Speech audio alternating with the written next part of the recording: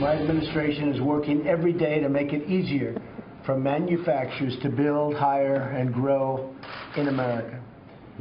We're removing job-killing regulations and lifting the burdens on American industry, like I would say, have never been lifted before.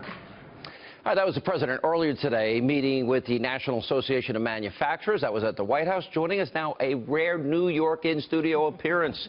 She is the counselor to the president, Kellyanne Conway. How are you? Good to see you. Hi, Sean. You doing okay? I got to see your husband. I haven't seen him for a while. He's going to be doing some work in D.C. too. You know what's amazing to me? So in the opening monologue tonight, I pointed out, all right, the speed of Trump, checking off promises, and I know we get caught up in, the media is obsessed that the health care bill didn't get finished. It will.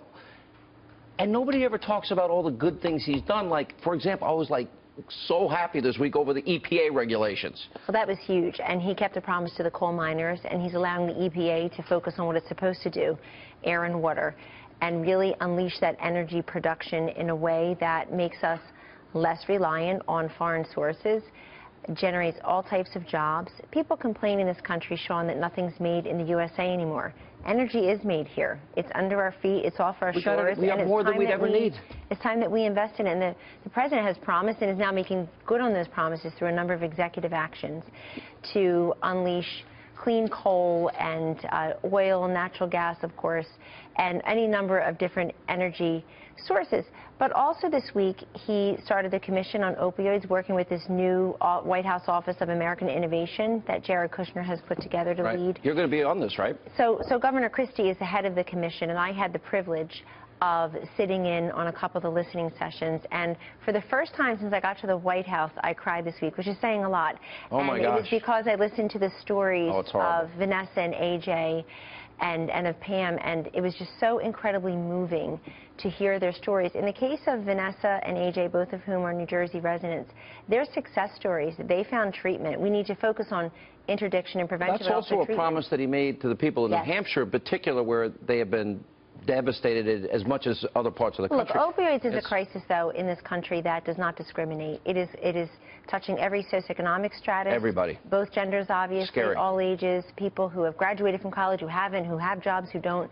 And it really is scary. And this is a president who's very committed to it, along with Governor Christie, who will be heading up the commission in this Office of American Innovation. So I put this up earlier in the program. Just take a look. I mean, I know that it would have been nice if the Republicans, after 8 years, had a consensus bill. You know I'm very critical of how this was rolled out. But there's all these success. We'll pull it up on the screen. That is President Trump's agenda. He checks it off the list. I don't think I've ever seen a president get a lot done as much as he can do by himself. I wish Congress would get their act together and keep up with him. It'd just be good if people got the message. I actually think when you look at some of the confidence numbers, it does show that people and job creators, the job seekers, and the job holders, Sean, all are seeing very good in this presidency so far. So if you look at that National Association of Manufacturers survey today, it's the highest it's been in 20 years. The man's been on the job for less than 3 months. It is a 93.3% confidence measure. 1 year ago, it was 56.6%. That's not a margin of error. That's not tinkering. That is a huge uptick in confidence. You saw recently the Home Builders Confidence Survey, highest in 12 years. The Small Business Confidence Survey in Gallup, highest in almost 10 years. And it just goes on and on. People feel good about spending their money. Would you, like me, and I'm not trying to drag you into this fight, like to see Congress better prepared in terms of the legislation, have their caucus, their individual components, the moderates, the Freedom Caucus, the study group, the Tuesday group, the Saturday night go drinking group, you know, get on the same page. I'm not aware of that one. I just made it up. Be ready for these.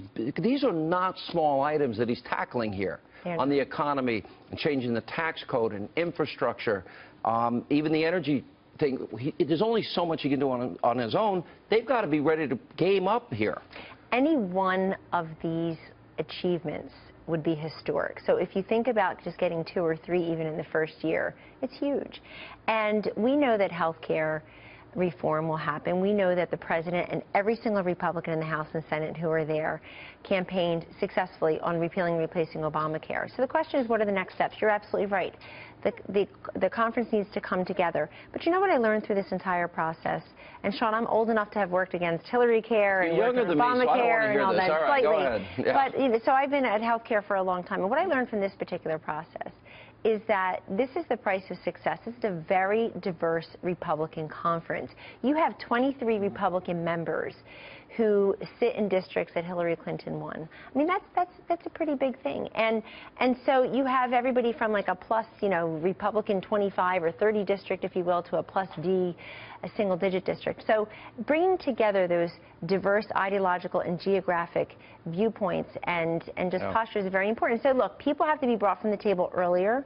But I have to say, on this one, the president showed a great deal of leadership. He listened. Almost got it over the finish line. He worked the phones. But they dumped a bill that had no consensus on his lap. Why did he have to do the heavy lifting when, in all fairness, the legislative branch had 8 years to campaign, run on this. They got the House in 2010, 2014 the Senate, 2016. Really, they didn't have a bill ready to go. That kind of makes me mad. I'm confident that the conference will come together and that the deficit in votes was in the dozens. We started out at a deficit in the dozens and dozens, and it got shrunk down to about 12 to 18 votes, perhaps. So that's very heartening. But look, there were moderates who ended up not supporting it. There are conservatives who ended up supporting it. But that's the price of success for having a very diverse party. Look at the Democratic Party.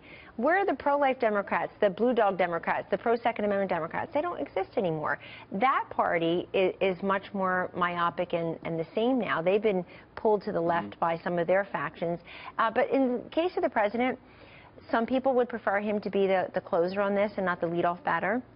Some people appreciated the fact that he and the Vice President, Secretary Price, Director Mulvaney, and others leaned in from the beginning and were very involved in the legislation. They should have brought everybody in. But it has to really represent, the legislation has to represent all of the disparate opinions, and most importantly, what the president has promised to do in repealing and replacing Obamacare. It's not sustainable, it's not affordable, so it will get done. All right, good to see you.